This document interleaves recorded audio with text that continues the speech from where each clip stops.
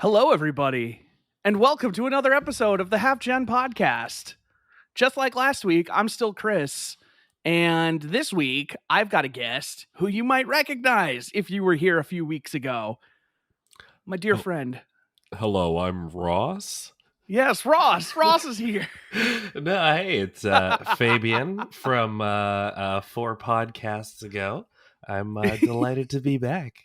I've learned a lot, and I'm this time I'm gonna try to stay closer to my microphone. I noticed last time I was doing a lot of this. It was a rookie mistake. So this time, I think I'm gonna be about halfway to my big podcast break.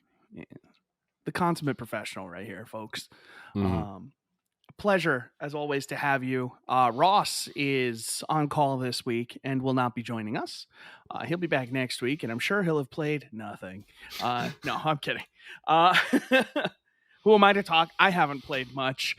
This is going to be kind of a news-heavy week, I feel like. Yeah, I haven't really been... Yeah, like there's fun stuff going on in the industry right now. Fun. I will say, I'm going to front load. Let's say this. I finished Necromunda Hired Gun. I don't know if you're familiar with that, Fabian, but it is a B-ass-B game of like the highest regard. And I love it. Oh, yeah? What'd you love about it? It is basically like if Titanfall and Metro had a baby with Warhammer. That does sound good. Like, it is a movement shooter. There's like a grappling hook. There's like these like midair lunges and stuff like that. It's like if you want to never touch the ground, you can never touch the ground in this game.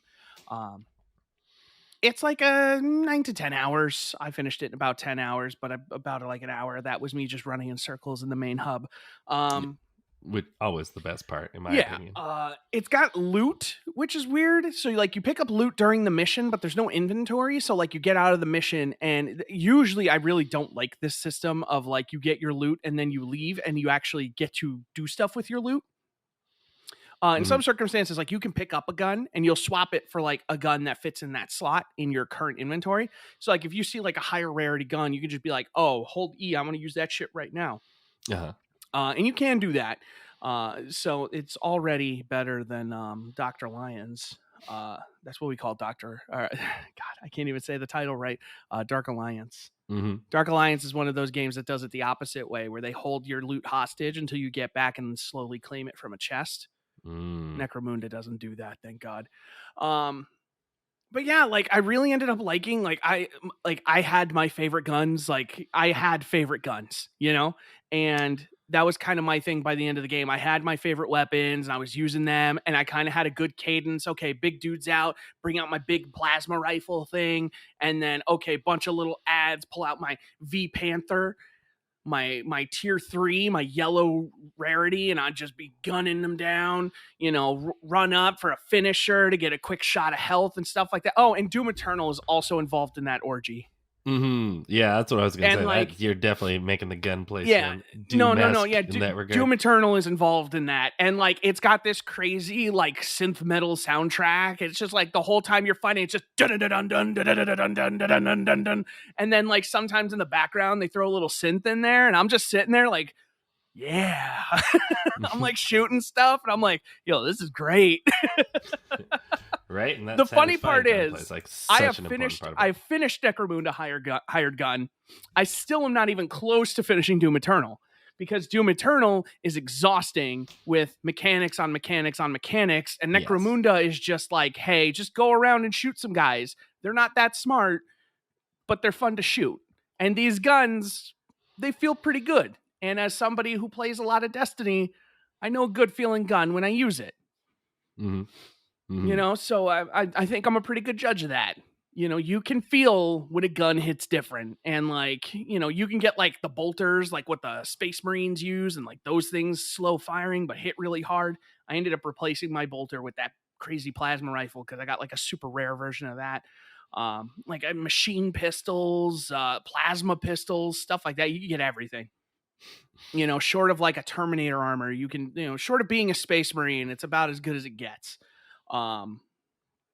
So I apologize. I had like a run of raid going on that, and I wanted to put it away. So like you would love this game because it is just like grungy 40K universe. It's not the stuff you see in like a Space Marine environment.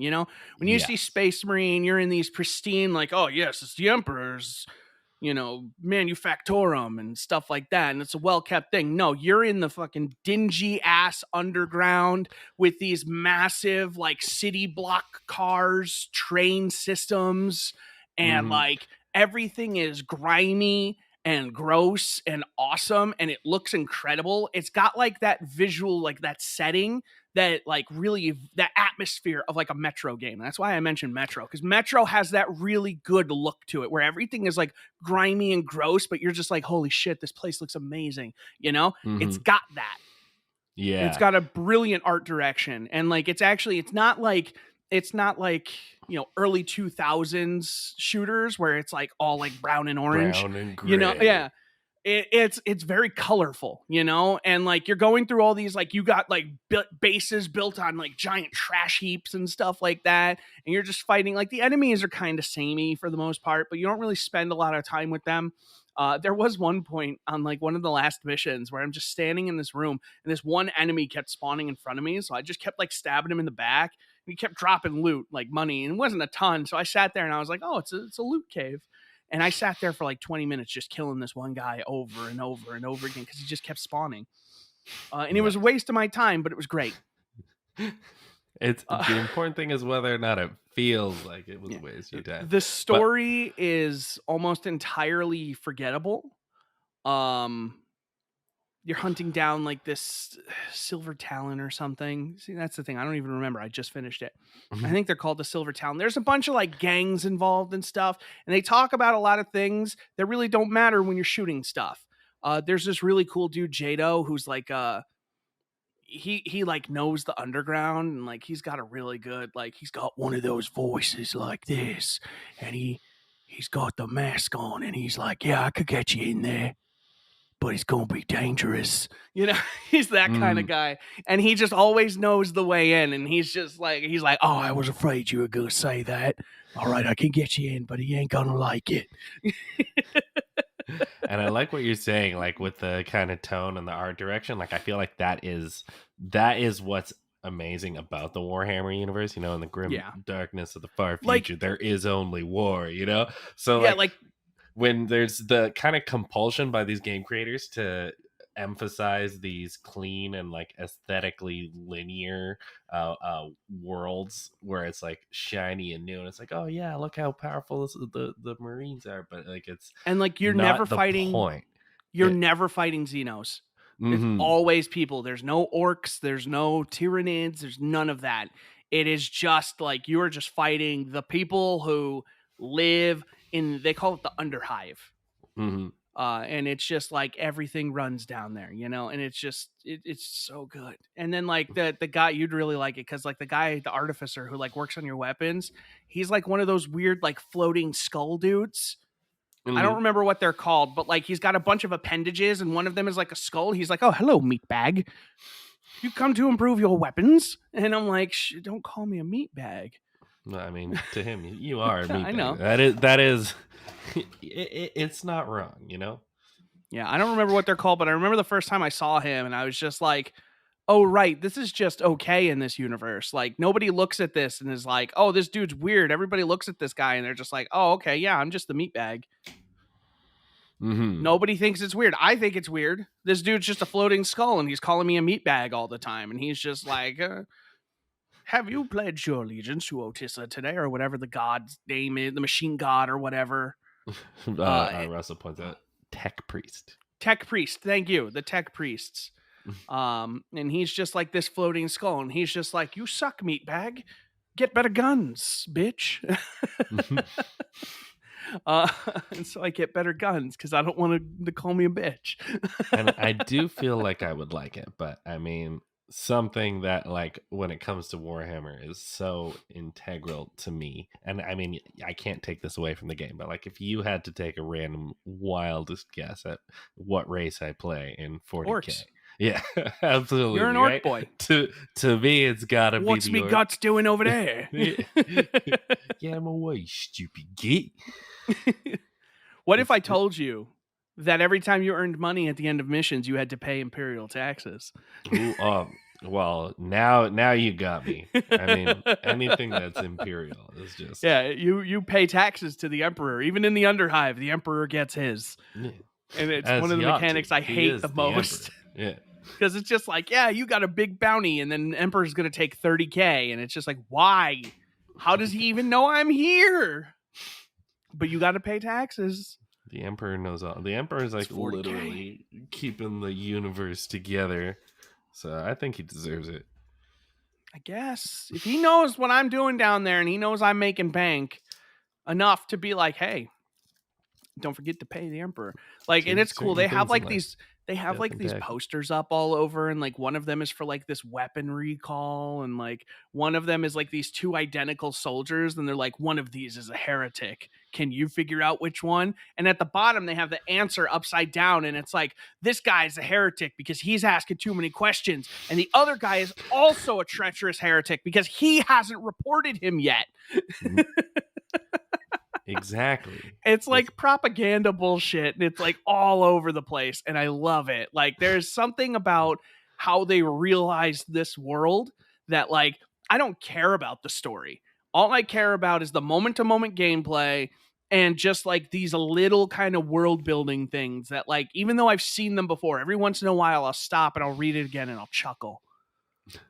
Which is good, right? And I think that in a game, I think it's a unique piece of media because, like, I think in a game you can actually get away with like a blander, weaker story and like not really be detracting from the work. Like, not every game has to be this, storytelling masterpiece because the gameplay element is so fundamental to what makes it enjoyable, right? Like, if the story just serves the gameplay and lets you move forward in a satisfying way, like, it's good enough, and I appreciate that.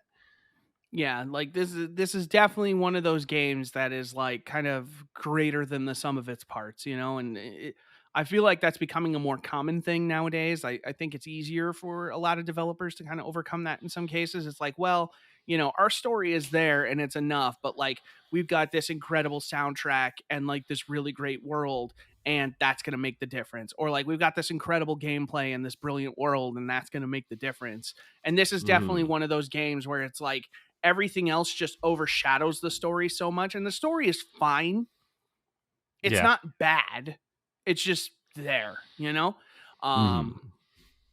It is the thing that moves you from A to B and so on and so forth. But really, like, you're there to kind of see that world. And every time they drop you in and just seeing, like, because like the game supports like DLSS, so you're running at, high resolution, you're running at, high frame rate, and it just drops you in, and the lighting is brilliant.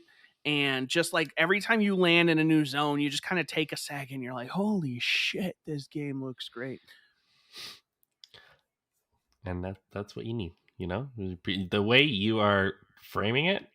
Because like I mentioned to you briefly, like before the podcast, I recently got a big old change in job, so like I'm looking for congratulations, good one, and so I'm kind of looking for something to sink my money into. And I mean, this is not even a full price game; it's a $40 game. $40, and not then bad. I mean, I got it on sale when it came out. Canadian Estonian pesos, like we're talking, so like 60, 700. But 60,000 Canadian rubles. But we can't get through we get Fabian and I can never get through a conversation without making jokes about Canada. It's Ever. part It's of our impossible. heritage. I'm Yes. sorry. No, it's not a bad thing. At What this can point, I embrace it. It's just being sorry. Another part of our beautiful culture. So I'm sorry for that. It's it Russell truly made is my regret. Please Russell's don't made a conquer meme. me. You Also, should check it lots out. of ice. Necrofunda, hired fun. Uh, Oh man. But yeah, like that game, like honest to God, like when it came out, it was getting really like mixed reception. And I thought it looked interesting, but I was also a little hesitant because they're the developers of like that Space Hulk Deathwing game, mm, which was like universally like panned when it came out. And I played that and hated it. So I was very hesitant when I figured out they were the developers. I was hesitant to give them another shot. And honestly, I'm really glad I did. Like I took the chance because it was like 15% off on Steam. I said, whatever, if I don't like it, I refund it in 2 hours, I yeah. played for like 3 hours. I blew God right bless through that. And I refund was system. just like, I was like, holy shit. Pardon me. I was like, holy shit, this game is great. Like Mhm. it is that perfect, like again, that B game. And I feel like B games, I'm saying that about a lot of games. I think B games are making a comeback, and I'm for it. Mm, Some of my well, favorite games are B games. We need mhm. more. The world is better with more B games. I agree. B games and the B movie, the two perfect things in this world. It's starring Jerry Seinfeld. Yes, I'm familiar. Well, yeah.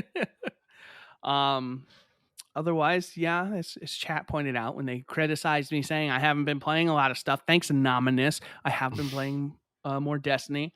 I have been rolling in Gambit. I have a good time there. Mhm. And otherwise, we played some Parkitect last night. Oh, nice. I like Yeah, Parkitect. It's I love Parkitect. like, don't get me wrong, I really love Planet Coaster. From the ground up, Planet Coaster is a beautiful game that has so much utility, but like Parkitect is just so easy to like. You haven't played it in 6 months, but you open it and you're like, oh damn right, let's build ourselves a park right now. And I whereas think Parkitect is the closest anyone has come to Roller Coaster Tycoon, to that yes, formula of depth and that's what we and all wanted. simplicity. That's all we It's wanted, is we wanted a game that was as good as Roller Coaster we want Tycoon. the same thing but better, We want yes, exactly. We want the same thing but better. And they did it. They finally did it. Somebody made that game, and then they made co-op. And so we played it online in co-op, which is one of the best experiences ever. I'll need to hook up with you Because for a co-op. we game, need to do that, because like It'll be you we guys like managing the park properly, and me like writing lewd messages and tulips along the pathways. You never saw in our first park. So me and friend of the site, Nat, we made a park, CN Park, and we had this like this hammer ride, and it just spun around and stuff. It was one of those like, you got like a hammer, a big handle, and it just flips you around a bunch. Mhm. And so I painted it yellow and orange, and I called it the McHammer. And then we made that section McDonald's themed. You did show me I this. showed you that, and then the McHammer went out of control when the ride broke down, and it lost control and just kept spinning and spinning and spinning. The McHammer is great. And to this day, my crowning achievement in Parkitect. I should really save that.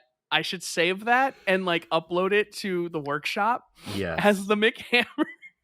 Include the like McDonald's signs and stuff. I'm loving it. Yeah, exactly. Include the signs and stuff. We put all these signs out.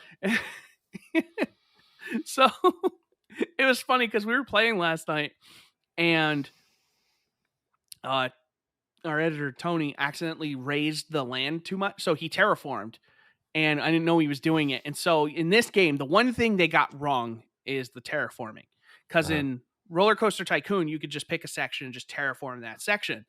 But in Parkitect, they don't let you do that, because they're like, no, that's not how the ground works. And I get why they do what they do. So the ground is more of a sheet. And so he lifted it, but then it lifted everything around it. And so we spent a bunch of time fixing that. So we used up most of our money.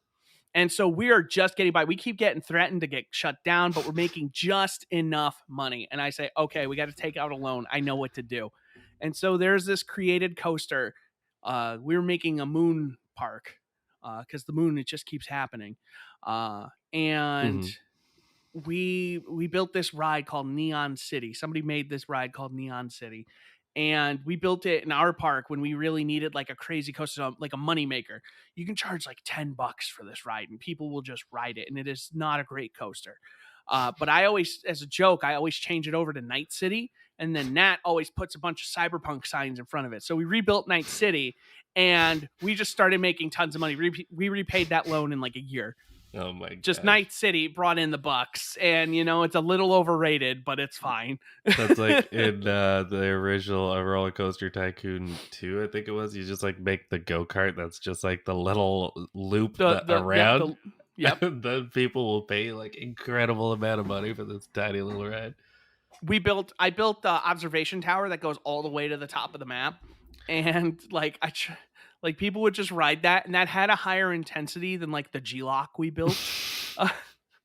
Because it was so once tall. It gets high enough, you're And like, then is this structurally sound? Should I be on this It's ride? fine. We're on the moon. It's fine. There's moon birds everywhere. They're just flying around in 1/6 gravity. It's fine. Okay? Fine. And then we had the worst RNG. Every other month in the game, a park would have a problem, and it would reduce like the popularity of theme parks. So the game was doing everything it could to shut us down, but we would not stop. It kept sending vandals, so we cleared 9 vandals out of the park. The next month, 12 showed up. Yeah, like immediately. Play, and then it's just like, there's not enough parts. Ride safety will suffer. And we're just like, what the fuck? But we just kept making money, and we just kept staying alive. And then Ross went to bed, and our luck completely changed, and everything got real good. Oh, there's a surplus of this. There's a surplus of that. Hey, your park is real safe. Hey, the bus just dropped off a bunch of people for that ride you built that nobody wants to go on. Yes. So Ross was the problem. Ross was the problem. Typical. That's gonna be a title right there. Ross was the problem. That's why I watched this podcast 7 times the viewers of the last one Ross was on. Easy. Ross is the problem. Man. No, Ross, you're not the problem. Please don't believe that you're the problem. I love you. You're the problem, though. Oh man, Ross wants to be on an episode with you. He's like, man, I always miss Fabian. I'm so down for it. You just gotta let me know a little bit ahead of time. Yeah, I think last time I chatted with him, and he said he wants to talk about. Well, I said I want to talk basketball with him, and I think he took. I said I've got strong opinions. I don't necessarily have spicy opinions, but. And they're not a lot of hot takes, but I would love to chat with him. He definitely knows his stuff, probably more than I do. I'd love to I feel like if you guys are going to talk basketball, I got to convince Nat to come back on. Mm-hmm. I gotta maybe I'll sit that episode out. I'll let you guys record one. I'll take a week off. Yeah. We'll buy you a copy of 2K22, and you play a basketball game that we'll all commentate on. How's that for a special? I mean, we could do that, but but I do want to podcast with Ross though. Yeah, absolutely, positively. Okay. Yeah, I think that's pretty much everything I've played, other than Raid Shadow Legends, which I wanted to play obsessively. Check in about that, because I've been kind of gathering opinions on it since you got sponsored by it, and I came to the realization that it was actually like a fairly decently constructed game, which was what I've done more than anything since I bought this. Really? This is the game I've played the most since I started playing it. That's what this tablet is for now. I've got a great... This is going to play well on audio. I've got a great group now. I've got a bunch of high-level characters. This is my starter character. I got her to level 60. I just got this miscreated monster, bro. He's level 60. Mm-hmm. Come on. Focus! You got to do the ASMR wave in the camera. That's how you get it to focus. There you go. It's my miscreated monster guy. I got Ninja. Ninja is a character in Raid Shadow Legends. Do you feel that you are coming close to a wall where it's gonna start making you pay, or have you felt I've pretty already paid comfortable? too much. I've reached a wall where I'm like, I need to stop spending money on this game. Interesting. Like Interesting. here's the thing. I haven't bought anything that has not been valuable. But I definitely need to not spend as much money on this game. Because Mhm. I've definitely spent too much on this game. See, and that's where I kind of like But you don't have to. And that's the you, thing is I was but spending like money as a shortcut. And so that's what the I'm doing thing now is though. I'm putting in the It's work like now. this kind of engineering where if you don't opt for the shortcut, you're like at just this frustrating level of playable where you're like not willing to put it down, but you're The also best not satisfied. the best player in our raid clan spends almost nothing on the game. Yeah. And I believe that. I do believe that. Like we're in this clan versus clan. Actually, let me check that real quick. We're in this clan. So they do these clan versus clan things. And we started and we were down big because they had like 2 players that were just smoking us. Like 2 players put up like 30,000 each. I'm actually leading my team. I'm representing my clan. Nice. Let's go. But now we've come full. We were down like 50,000 to under 10,000. We're now leading almost 120,000 to 95,000. Mm-hmm. So we have swung hard on them. Nice. I got to get everybody to start, leveling up some more champions or something. But yeah, so we're whooping them now, and I'm real happy. I want to kick their ass. Screw those guys. Good. And I mean, like, if you are enjoying it, like, there's nothing wrong with paying for That's a game the thing. that you enjoy, I right? am enjoying it. I am like I've played more of that than I've played Destiny in the since I started playing it. And like But, I like it. I like building up my team. Like my team has changed a lot. I've been working the last like week and a half to try and get like my miscreated monster to rank 6. And then today because of the clan versus clan, I was like, you know what? I could just level up a bunch of people, and that's a way I can also help the clan versus clan stuff. I said, screw it. And so I've just been all day. I've just been ranking people up and getting like my 5 stars up. And I finally got him to 6 today. And I'm like, okay, I have one more character in my main team that I need to get there. And then, after that, then it's just okay as I need them. But yeah, I've been ranking up some of my people now, and it's actually been a lot of fun. Just like having a goal other than like just progression, having that goal of like, okay, I'm going to level these dudes up so that I can do these higher level things that are going to get me more rewards. So then I can do this for more characters. And then I'm getting involved in like the faction war stuff. The faction war stuff is really cool. And the thing with that is, you have to have characters all of the same faction. So whereas like I have this really good team, they're diverse. So my best team I cannot take that team and put them in faction wars. Right. I can take like one of them can lead a team in faction wars, but if I need an orc team, I don't use any orcs. So now I'm leveling. I got like one of the starter orc guys, the one you could start the game with. I unlocked him, so I've been leveling him up, and he's going to lead my orc team. And then I got a high elf team that's led by one of the dudes from my team. And so now I'm kind of slowly not just leveling up like 1 or 2 characters to be really strong. I'm leveling up teams for them. And I'm like, okay, I want to get these guys together, and these guys are going to be a team. So I'm going to rank them up a bunch so that they can go in and start clearing these deeper levels so that I can get better rewards. Okay. And so it's becoming more and more of a game. And I keep spending time with it. Like yesterday was a slow day at work, and I was just like, since I got the tablet, I haven't played Raid on my phone. I played Raid on my phone yesterday. Just because it was easier, because I was sitting at the front and I was like, man, I'm so bored. And I was like, fuck it, flipped on Raid. I'm like running dungeons and stuff, like sitting there, and managers are walking by and flipping my phone down. Hey. The game keeps playing itself, so it's no problem. Yeah. It's just in my pocket, like running loops on faction crypts, and I'm just like, yeah, no, it's fine. As long as I'm winning. There you go. I unlocked the Doom Tower, which is like this really high level activity that the Doom Tower is half of why I'm trying to level up my main team. But then they have like these secret rooms, and the first secret room I found was like, you have to do it with a team of all rares.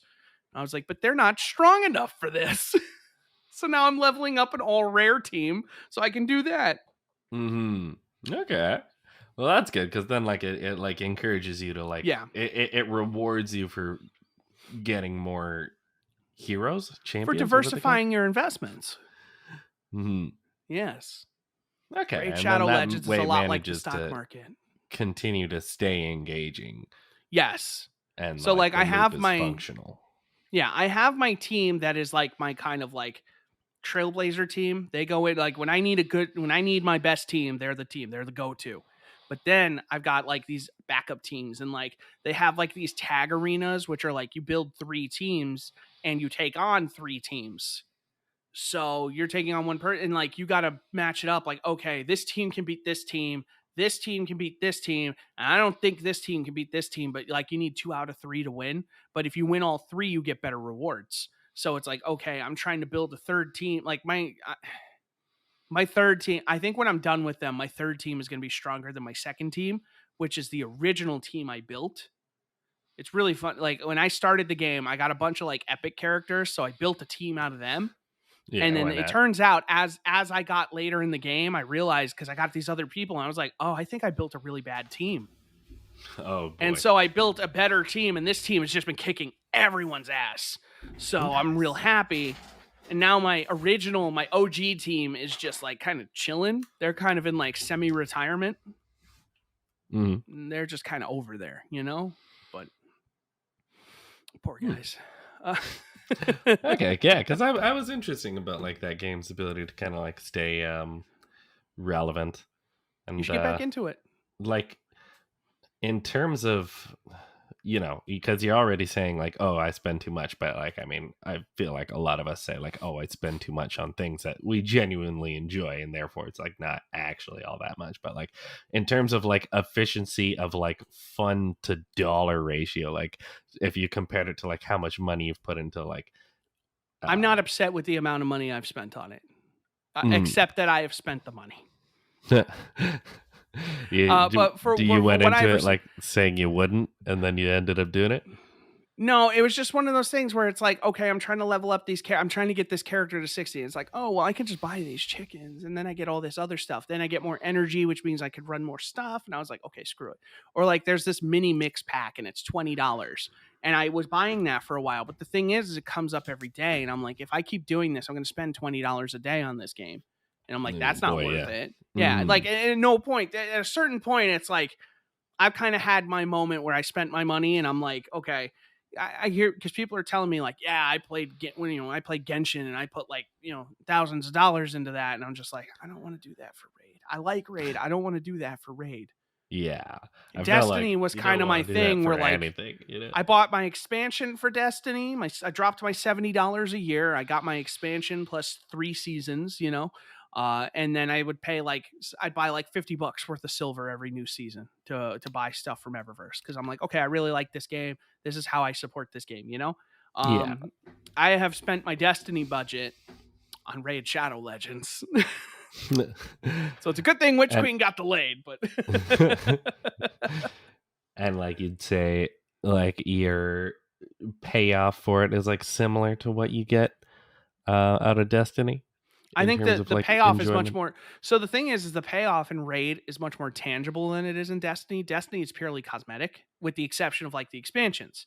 With the seasonal stuff and stuff like that. I think like Destiny seasons, like the way people do battle passes, I think the way Destiny does it is better than anybody else, because they tie the story and the mechanics into their pass. So you pay $10, and instead of just getting this thing that you get items from, you're actually going in there and you're running these missions every week and getting like a really engaging story, like the one they did last season. They actually brought some of the Fallen into the city, the House of Light. So they're living in the city right now. And they were trying to stop the Endless Night. So you're actually going into the Vex network. You're splicing into the Vex network. and you're in like this Tron like kind of environment, just like fighting Vex and stuff like that. And like every week the story's developing, and like over time you realize like, oh shit, Savathun is behind this, the Witch Queen, Oryx's sister, and she's got her Vex that she has taken, and her Vex is ordering all the Vex to do the Endless Night and stuff like that. But this is all building up over the course of several weeks, and it's like every week I would log in to do that story because it was like really good. The season before that, it was forging an alliance with the Cabal, with Emperor Callus's daughter, because she's like, look, either bow or like fight me. And we're like, okay, we'll fight you, but if we win, we're cool. And she's like, yeah, whatever, dog, let's go. Right, and like by comparison, instead of getting a worthwhile story, you're instead getting a chickens. fast track to being I'm getting able chickens, to play which the I can game feed more. to my characters. They feast, they become stronger. And as such, your money is directly tied to your ability to complete the objectives. And it's like, are you in the camp of people who thinks that might be like a little bit of slimy design?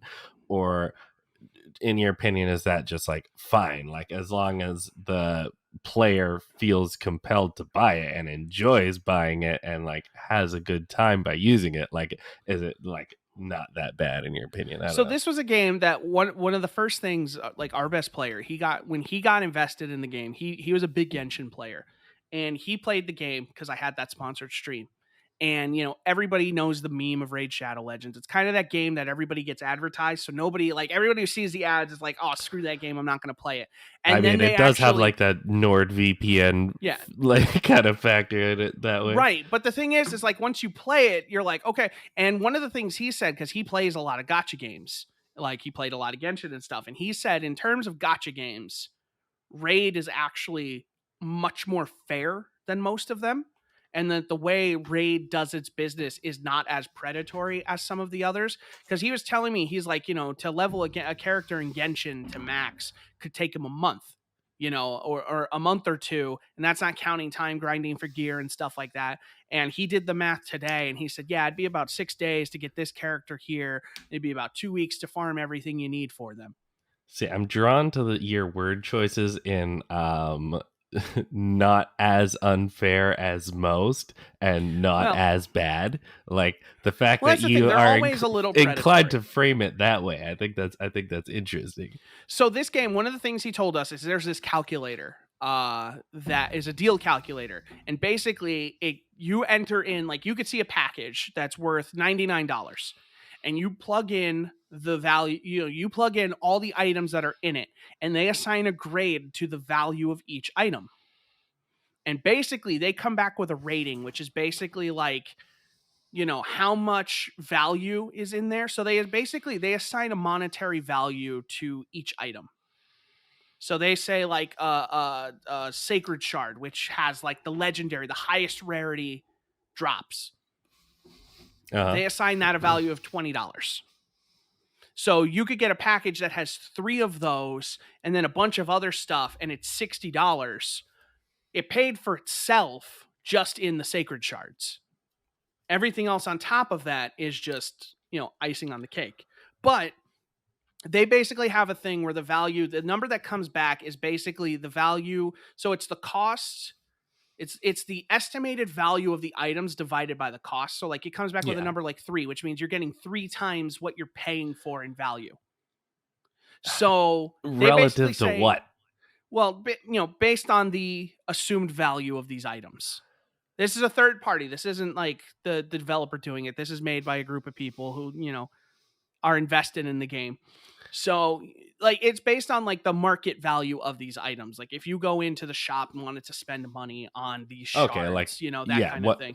What your average person might be willing to spend on those equivalent items if they could just do direct cash transactions. So they actually discourage people from spending money, even if it's a double value. So if it's $100 pack and it's giving you $200 worth of items, they actually say that that's not necessarily a good value.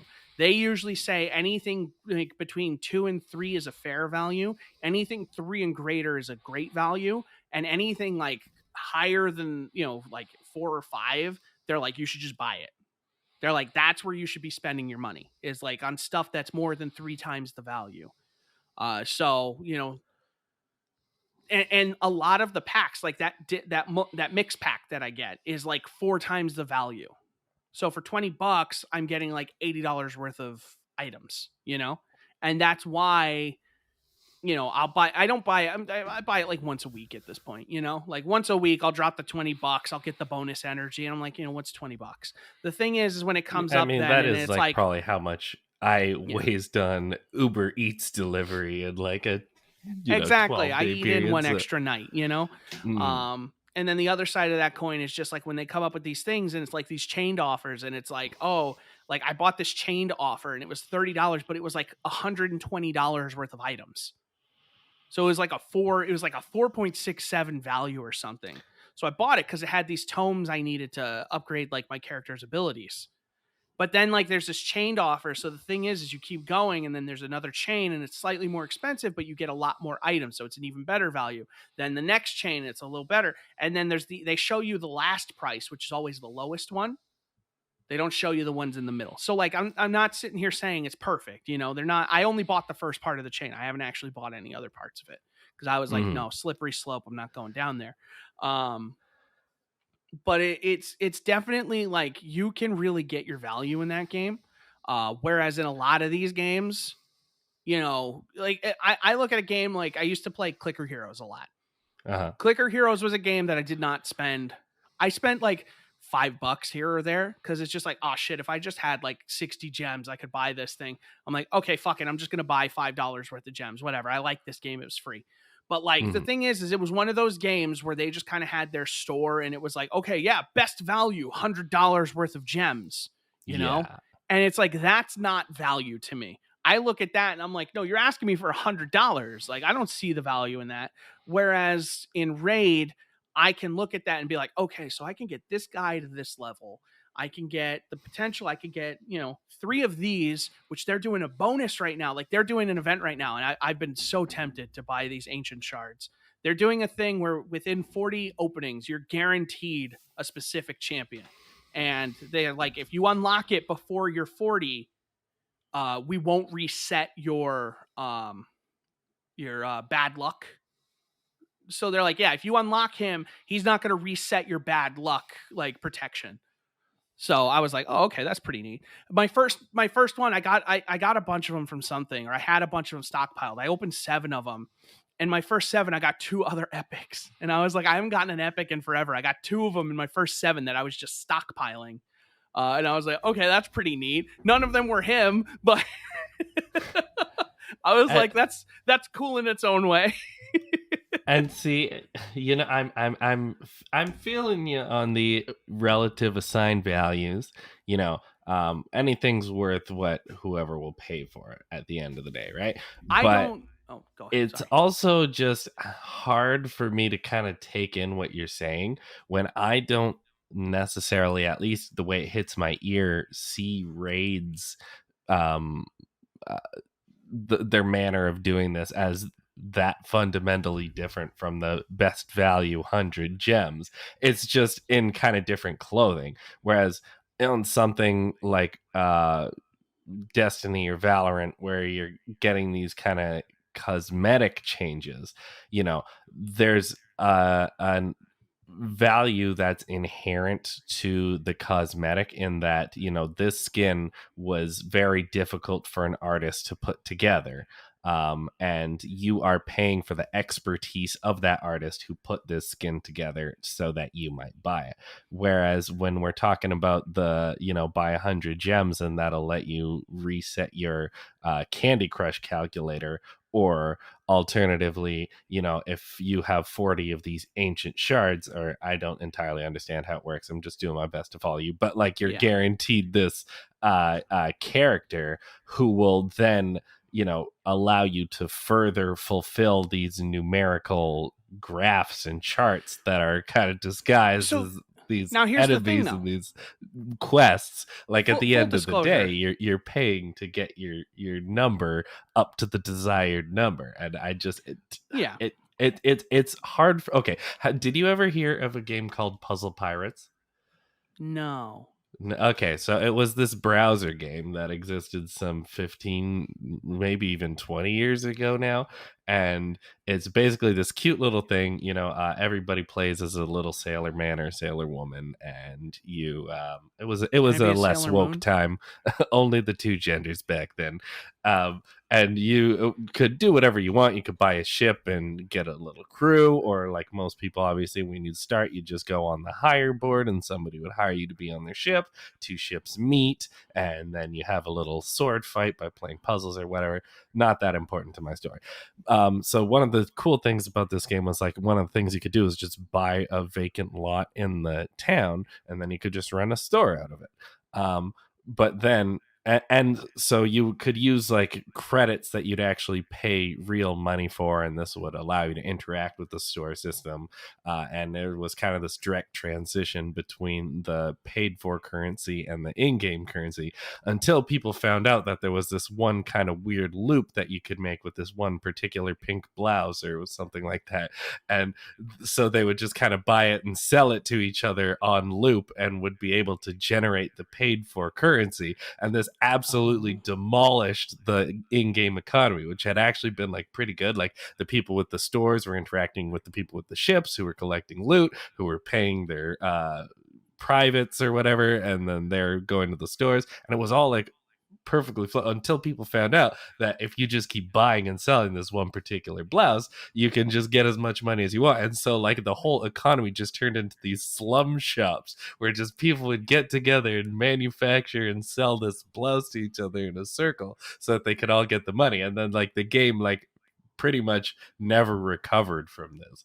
And when I see that kind of like, okay, this value doesn't really exist, because at the end of the day, it's just this number that you're getting to go up or down, which is based on the progression, the generated numbers based on the code of the game.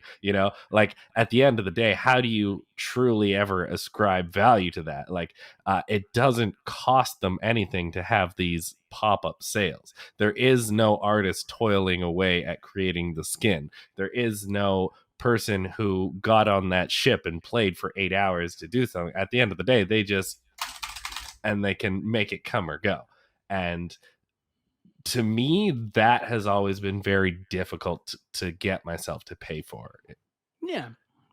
No, I get you. And like, yeah, see, that's my thing is like when you talk about like, like I've bought skins in League of Legends and stuff, but they have like those really like top tier skins, like those, like the, that have like the different animations as like you level up and things like that, that were like, $80 to $100 in like real life money or something. And like, that's the thing is I would never spend that for one of those, cause I'm thinking about it in terms of League of Legends. I'm like, what am I really getting out of this? I could get a bunch of skins for all these other characters, Mm-hmm. or you could get this one skin and not buy groceries this week. I don't know, uh, but you No know, avocados. Raid. I give them something because it's like they do like a lot of these games. They're putting out new characters every month, and they're doing stuff to kind of keep this system alive. Like every month, they're putting out new champions. They're putting out like 4 or 5 new champions. They're adding new content like the Doom Towers, like some newer content and things like that. So like they're trying to keep that game feeling fresh, and obviously they've done a good job because they've got a big number of players around it. They have they're the kind of thing that has like the websites dedicated to it, to like, hey, here's how you should build this character and stuff like that. I don't I feel like in some cases, like when you think of like, I don't think they're at like, this is a very backhanded compliment. I don't think they're as predatory in the sense that there's not like, I don't feel like they're ever stopping you. Like when this thing comes up and it's like, hey, open 40 of these and you can get this character. You can farm these shards in dungeons where you can also unlock things that you need to like ascend your characters. So you can kind of kill two birds with one stone. The drop rate's really low, but they drop. I've gotten several of them. That's how I got most of the 7 I opened earlier, you know? And so it's this thing where it's like, they run it for the weekend. Of course, they want people to spend money because they don't charge anything for the game, If they're not charging any money, they've got to make money somehow. And In terms of an entirely free to play game, there's a delicate balance, and I think for most of what they have on offer, and I'm not trying to be like a raid apologist here or anything, but for the most part, for what they have on offer, I think it's usually a pretty fair value. There is a lot of stuff that they advertise as like this incredible value that, like, when you run it through that calculator, like one of the sets, it was like $100, and I ran it through the calculator, and it was actually worth less than what they were charging for it. Gross. And so I was like, okay, no, I'm not going to buy that. And like that, apparently that multi-mix pack, I found out that actually changes its value. Its cost goes up if, like, once you buy it. It caps at 20, but like it starts off like cheaper and it gives you less items. And then like they have a slightly more expensive one that has more items, and then kind of judging your buying habits. But it caps out at $20. They never charge more than $20 for it, and that's where you get like the most value. So, and I ran that, and that was still a really good value. So I was like, okay, whatever. Raid is definitely a game that you can play for free. Will it slow you down? Yeah. You will not progress as fast as the people who are, buying like, the monthly gem packs and stuff like that, who are, upgrading their gem mines and who are upgrading like their sparring pits so they can level up their characters. You're not going to get that stuff as quickly. Bless you, I think. See, you have the decency to mute. I just turn around and go like, shit. I let the whole recording hear it. And in that, like, pardon 1 second. Yeah, no worries. Oh, big sneeze. Don't mind if I do. Where that's where you get into kind of that like Clash of Clans territory. I don't know if you ever got into any of those games.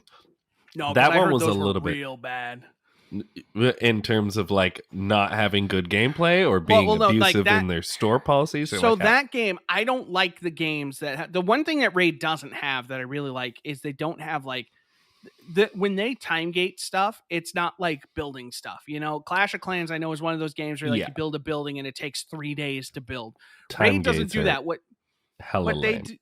they do is they time gate some areas. So like they'll have all these dungeons up, and then it's like, okay, so like this dungeon is going to be open on Thursday. This dungeon's going to be open on Friday. This dungeon's going to be open on Saturday. And you can pay gems, which you can earn in game. You can also buy them. But I earn all of mine in game. And I do buy the monthly gem pass because like that's the one thing that everyone who plays Raid is like, listen, if you're going to play this game for more than 3 months, buy this thing every month because it is the best value you can buy out of anything in the store.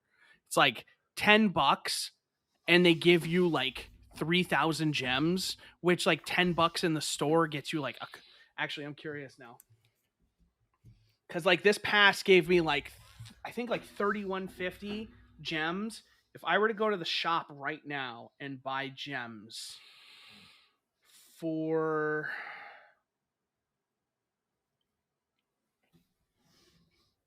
$9.99 USD, I would get 350 gems.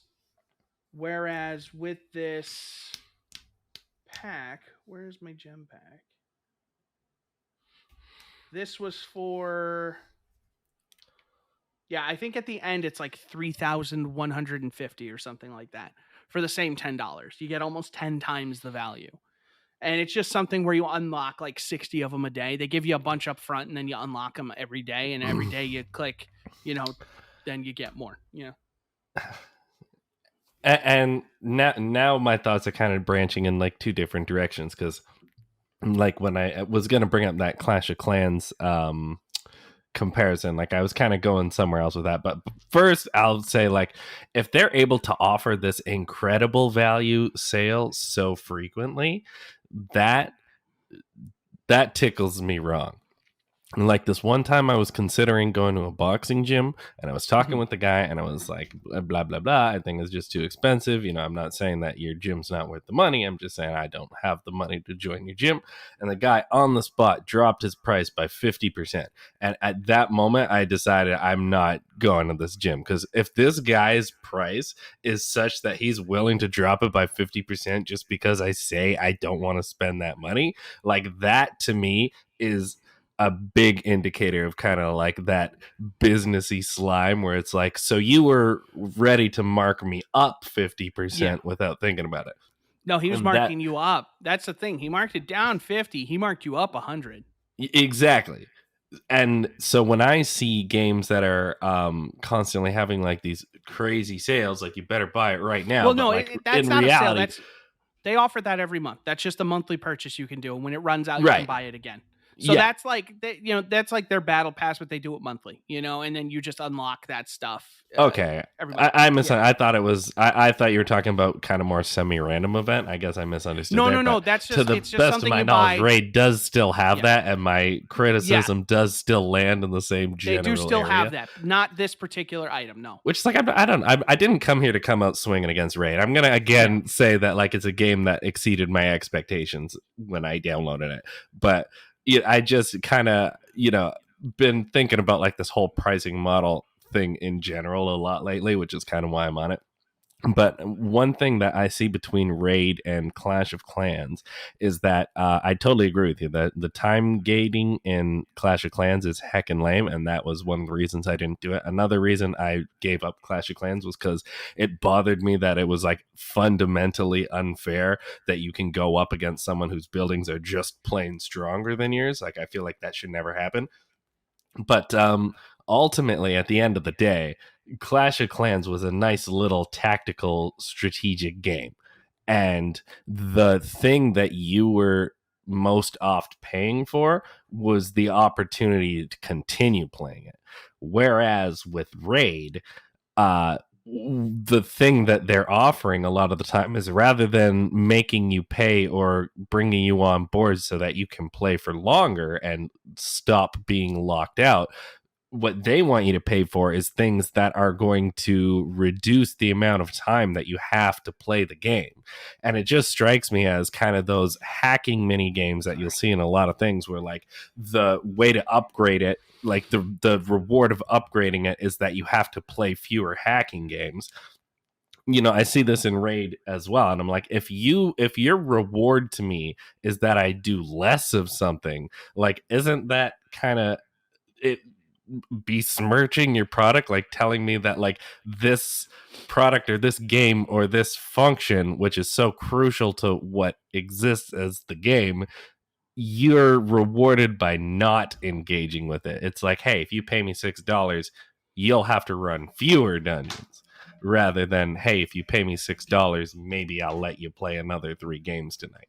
You know what I mean? Well, I think, for the most part, I wouldn't say that, you're not necessarily paying not to play the game. You're just paying to play the game differently, So it's the sense of like, the sooner I get my characters to level 60, the sooner I can go after more difficult dungeons, which means I can get higher tier loot, which means I can give that loot to my weaker characters and level them faster because they're going to survive better, they're going to fight better. And the other thing for me, at least, is, excuse me, in a game like this, it's free. There's no cost of entry. I didn't pay $60 or $70 to play Raid Shadow Legends. I installed it But on you my did computer. pay eventually, though. No, but I paid. But that's the thing. So here's where I kind of have this differentiation is like, where there's a game I'm really invested in, like Destiny. I will buy those expansions and stuff like that because I'm invested. I'm into the lore, I'm into the loop, and I want to see where that goes next. In the case of like a Raid, I pay money because I'm genuinely enjoying the game and I want to get my characters stronger. And now I'm invested in leveling up these other characters. So the benefit of having my other characters be stronger is that I'll get these better drop rates on these higher level dungeons. So that way I can feed that into my weaker characters and build them up. What gets me is when, it is these companies that want to have their cake and eat it too, when they have the $60 or $70 game and then they put these mechanics into it. And it's like, hey, here's FIFA. Hey, buy FIFA for $60. Also, by the way, here's a bunch of card packs. Sports games. One of them has scummy. Messi. So scummy, dude. And that's the stuff that really gets me. And like, I'm willing to forgive a lot of it in free to play, because the thing is with free to play, I think it's a lot easier to just be like, okay, I'm just not going to play it, like a Clash of Clans. I'm just not ever going to play Clash of Clans because I've played other games like it and I don't like the time gating. I don't Mhm. like having to wait. That's why I stopped playing Star Trek Fleet Command. I got into that in a big way for like 2 weeks. I put like $30 into that. And Fleet Command shares a lot of the DNA with Raid Shadow Legends and kind of how it functions. It has like the same kind of events and stuff, like the weekly and daily challenges that you compete against other players. And I remember like I had a bunch of like early currency stuff and I spent all of it, all in game currency, to like win one of these challenges. And like I saw the reward and I was like, oh, that wasn't worth it at all. And I immediately uninstalled the game because I was just like, okay, I don't think I want to play this anymore. Because it's time gaining me. You know, it's like, okay, I Yeah. got to build this thing, but I got to upgrade this thing first. This thing's going to take 17 hours to upgrade. Mm-hmm. You know, and like that's the thing. And then like Raid doesn't do that to me. And Raid does have its lockout where it's like, you know, you can run out of energy and then you can't run stuff until you get more energy. You know, and at that point, I can either choose to spend gems to refill my energy, or I can spend money. And I have enough gems where that's not an issue for me right now. I can just spend the gems. But, you know, if it really got to that point where I was like broke and it was like, okay, well, I guess I'm just not going to play Raid as frequently as I was before, you know? I think that while that's not incorrect, and that's true, but I think you also need to factor in the fact that these games are kind of built around like impulsive behaviors. Yeah, they Where are. you kind of reach that point where you're like, okay, it's just a little handful of gems. It's just a little handful of gems. And then kind of in the end, you know, by in an almost mathematical way, in a very rigid and experimented upon and perfected way. Like these games have been doing this for a long time. Um, and I think that one of the reasons why Raid is so big and so powerful and able to pay for all of these advertisements is, well, I mean, at the end of the day, you're not going to get big if the basic game isn't fun. It's a fun game. That is Yeah. important to note here. And that's like baseline. I have to admit that before I get into anything else. But I also think that it is so well formulated that it has such reach that if they just keep putting advertisements out there, they're just going to keep reaching impulsive people. And this game gets, you know, kind of impulsive behavior out of you, who's not like an unhealthy impulsive person, right? You're thinking about it and you're being logical about it, but nonetheless, it's designed in a way that does make you act impulsively. Like the reason they're throwing out so many feelers constantly is because they're looking for people more impulsive than you who They're looking for aren't whales. going to be able to fight it. Yeah. And it's just, that's it an doesn't issue. sit That's right an with issue me. with games. That's not, you know, and I know you're not necessarily just pointing the finger at Raid, but like that is not exclusively Right. a Raid issue. That is an issue. I just think with Raid is this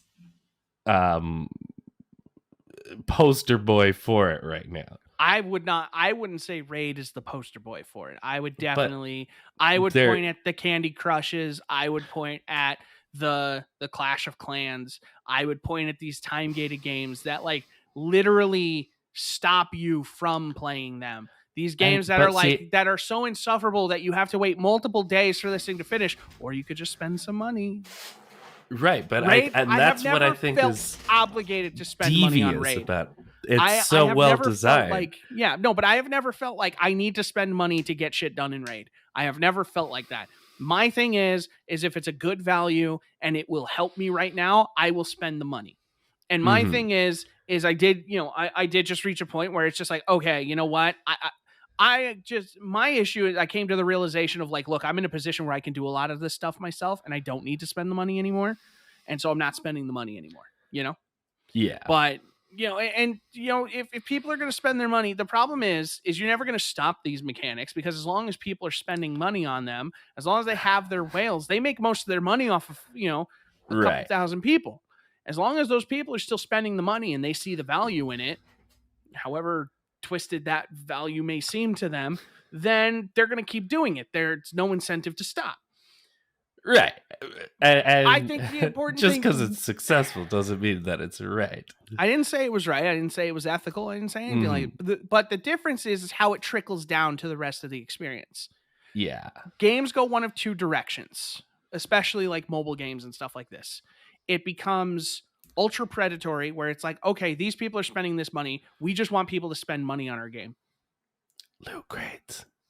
Yeah. And so that's the direction that goes, where it's all random chance, or it's completely like, if you don't spend money, you're not going to play this game for 4 days. Right. That's one direction. The other direction, which I think is the better of the two, I'm not saying, this is picking the lesser of two evils. Okay. But, in this case, we're picking the lesser of two evils here. Yeah. I get where you're. It's like one direction is Donald Trump, and then the other direction is whoever is running against Donald Trump. That's actually a very good metaphor. But so I'm choosing whoever is running against him, and that's the one where, like Raid, where it's like, hey, we have these things in here. They have their whales. They have their people who are going to spend money. But the best player in my clan has spent less than like $100 on the game, and there are other people that have spent a lot more money than that who aren't doing as well as him, because he's just a numbers guy. He gets the game, he gets into the nitty gritty, and he enjoys kind of circumventing those mechanics. And that's part of the fun for him. But the important part is Raid does not feel like a game where you have to spend money.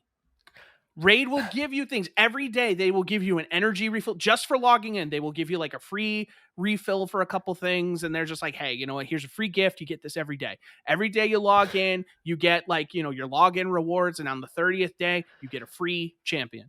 Cool. But these are valueless though. They can give as much. There is no reason why they can't give you, I mean, other than profit, obviously, but there's no reason that they can't give you infinite energy, You're right. or give you 4 times that amount. And they could give you infinite energy, but then they would have to charge you $40 for the game. Right. And I that's probably wouldn't have paid $40 for Raid Shadow Legends. I feel having that the fun. Yeah. And that's the thing is, in the context of what I understand about the game now, that would be a poor decision on my part, because I think Raid Shadow Legends, I think you could put Raid Shadow Legends on a box, put it on a shelf and charge $40 for it and be like, look, infinite energy. And not, everything else is the same, but we're going to give you unlimited energy for as long as you play the game. And you know what? I would pay $40 to play Raid Shadow Legends with unlimited energy. Okay, that's and I would do oddly that. enough, that seemed that is less bothersome to me. But like, they make less money, and that's the thing is they make less money. They make more money if the game is free, and then they get people because to keep they're able it. to cash in on this kind of impulsive behavior. And like going back to like the metaphor that you said before, where it's and I get where you're coming from, and actually you make a good point where it's like, if this is going to be around, at least you'd rather have the less evil incarnation of it, right? You'd rather have the not Trump. But like at the end of the day, I also got to say, just because Biden's not Trump, that doesn't necessarily make Biden, no, but what we should be aiming for. But what I'm saying is online you see a lot of people who talk about a lot of these predatory games, and everybody's like, yo, this game sucks, is blah, blah, blah, blah, blah, blah, blah, blah, blah. I don't see that around Raid. What I see is a lot of people saying, hey, you know what? These ads are all over the place, but they take good care of their, advertisers. Like they pay them well, and, hey, people genuinely enjoy playing this game. Like I go on forums for this game. I go on like subreddits, and usually like on Destiny, the subreddits are just people bitching and moaning about Destiny all the fucking time. And it's just like, I think Destiny has simultaneously one of the best communities of players, because I can go into this random event and this dude just wants to run these master lost sectors, and he just needs to get them done. And he just wants some random person to help him. And he barely speaks English, but we become friends just typing back and forth as I help him run these things. Just some random dude who shoots me a couple times and then looks at the flag. And it's just like, oh, you want to run that? Let's go. I'm done, but I'll help you because this is cool stuff. It's people sitting outside the rift at the Whisper of the Worm being like, hey, messaging people, do you need help clearing this? I've cleared it. I can help you. And it's shit like that, while at the same time being the single most ungrateful group of gamers to ever walk the face of the planet, because no matter what Bungie does, it's never good enough. Hey, we brought back Trials. You took away like all these maps. Hey, we updated the rewards of Trials. You got new armor, new weapons. Where's the new maps? It's been 624 days. Where's the new maps? Hey guys, we're working on banning these people. Where's the anti-cheat? Guys, PC is very where's the anti-cheat? When are you guys going to ban these people? When are you going to release new Crucible maps? Guys, if you played our seasonal content, it's really great. Guys, we're just a group of people. We're trying to, work a normal job, but where's the maps? I feel you. community manager just talking about his day is, like, yeah, I'm getting married soon. Where's new Crucible maps? Bitch, you have that. I don't see that on the raid sub. I haven't found that yet. Do you think the pricing structure is related to that? I mean, that's the thing is Destiny is also technically a free game. The only thing you're paying for is access to like the new story. You're paying for access to the seasons. You're paying for the expansion. Like if you buy Forsaken, you get access to that campaign. You get access to that raid and that dungeon. If you buy Shadowkeep, you get access to that campaign, that raid, that dungeon. If you buy Beyond Light, you get access to Stasis, that campaign, that raid, that dungeon. Well, actually, no, they didn't have a dungeon for that one. Mm-hmm. But like, you're clearly getting what you're paying for. And, there's an argument at this point about the value of like, what are they charging Forsaken for at this point when it's just a campaign, a raid, and a dungeon. But they've gone back and updated that. And that's the thing is, people just bitch and moan. And it's like, hey, you sunset all these guns. This sucks. And then Bungie's like, hey, we're bringing back those guns with new roles and stuff like that. And everybody's just like, well, what about my old ones? Mm-hmm. It's like, you can't use those. Those are gone because we had to get rid of, that was its own problem, but they reacted, they fixed it. But that's the thing is it wasn't fixed the way people wanted it. And so now they just bitch and moan about that. And it's like, they fixed it. Just shut up and just farm your new gun. You're complaining about not having anything to do in the game. Go farm this new gun. What are you going to do if they just give you the same gun? If there's like, here's your old gun and now you can power it back up. Great. What do I do now that I have it? There's nothing to fucking do. Bitch. Get the fuck out. Stop playing the game if you're not having fun. Right? I feel the same way, right? Like, why waste your time? Just like, I would much rather those people leave the game so I can find more of my dude from French Canada who barely speaks English but really wants to run these lost sectors and then is like, hey, do you want to do this in very broken English? And I say yes. Yeah. And I use very simple words so he can understand me.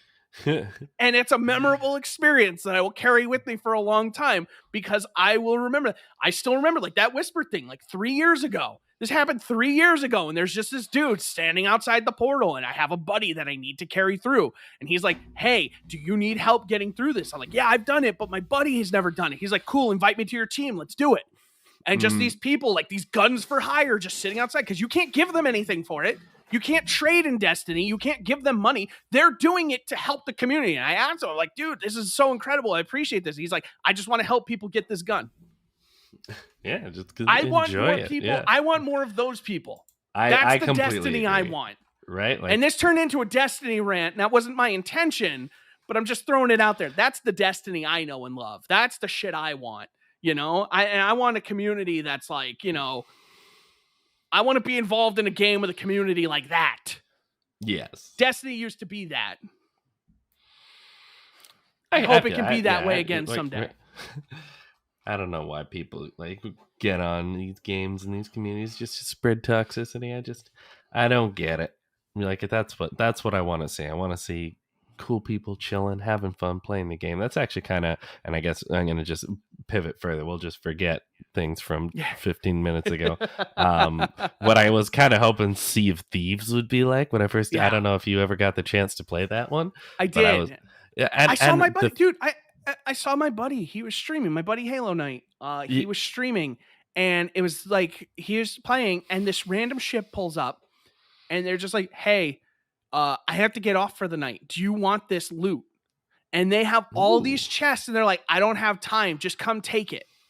And they gave him all this loot, and he was like, "Why are you giving this to us?" And he's just like, I don't have time, and I'm like, why waste it? Why I could just give it to somebody who needs it or wants it, And it was just something like that, and I'm like, that is so cool, right? And that is a wholesome moment. Super amazing moments. I'll never forget like this one moment I had where it was like just me and these 13-year-olds, like me and 3 13 squeaker overlords, just like 3 squeaker overlords. I don't know how to can you tell me how to play the game? And they're all just like screaming, yelling. I just like took on this captainly role where like they were all like messing around. They're like, look, you can play the drum. And I'm like, hey, buddy, I need you to put that drum away. I need you to stand over here and lift this sail when I tell you to lift this sail. You stand at the wheel and don't play around with anything. Go the exact heading I tell you. And like I was actually able to like whip these little whippersnappers into shape. It was actually like one of the most memorable moments I've ever had. I also had this other one where I was like playing with like some British guy and some Australian guy who was just so drunk that like he couldn't like do anything, but we're all just like joking around and like talking about our countries because we were talking about just like it was like me, a Canadian, an Australian, a Brit, and there was another guy. Like, Sounds like a bad joke. Did yeah. you walk into a bar? Yeah, we were both all just like, for the Queen, screw the Americans. It was just like it was having so much fun. But then like for every like game of that, like I had like 14 games of some guy just like there in the voice and then like harassing you, or like people refusing to speak on their mics, or like some guy who won't just like leave your lobby. Like it's just a headache to like, try to find decent people. It's maybe a bad time to bring up this particular game, but it happened a lot in like the early days of Overwatch, you know? Mm-hmm. It was having that toxic teammate. And then, you know, I remember one of the coolest things I ever did in Overwatch is we were on defense, okay? And we had to defend to win. And this dude was just so toxic, we finally just got him to leave. And it was me and like two other people. And I was like, no, fuck them. We're winning this. And we defended our asses off to the final seconds. And we won. We were down like 3 people. And I was like, no, we're winning. Let's go. It's just me and these random people. And they're like, hell yeah, let's do it. Like they bought in and we won. And at the end, they're like, holy shit, we fucking won. Oh Feels my God. Good, man. Oh my God. And it's just like, you know, you fight the toxic people. And it's just like, no, fuck this team. We're better than them. Let's go. Right. And like, you never play better than like when you know, like these people are bought in and it's like, we got to do this. And everybody like there's that moment where everybody believes like, no, we can do this. And you know, the Reinhardt's just out there swinging and I'm just shooting.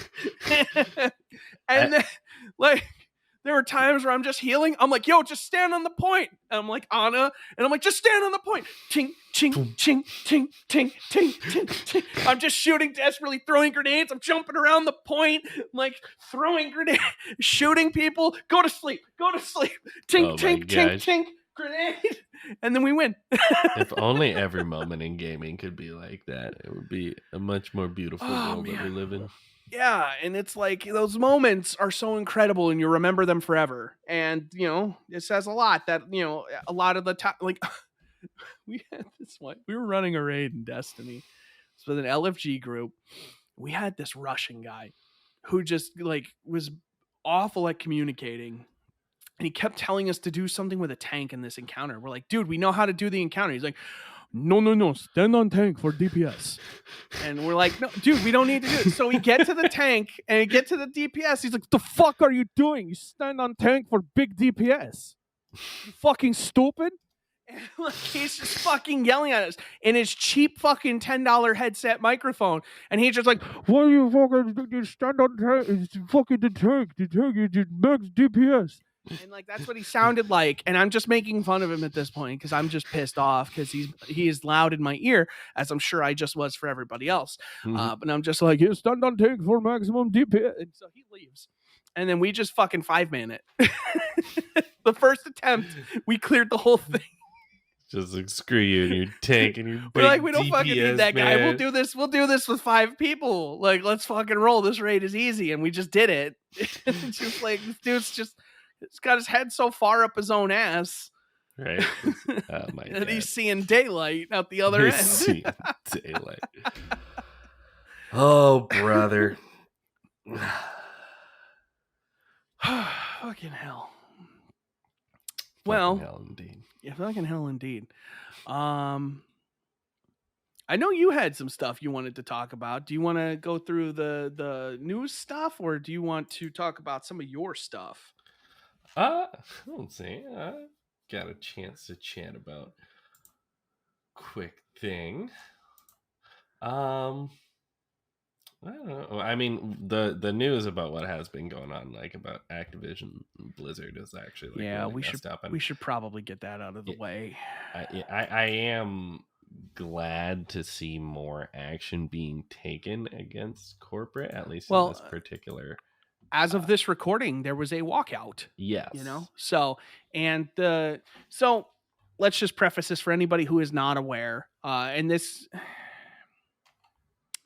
Activision Blizzard was sued by California over widespread sexism and sexual harassment for a pervasive frat boy culture, where there was a lot of issues of, exactly what it sounds like. Not, treatment of, women, especially women of color or transgender or, protected groups.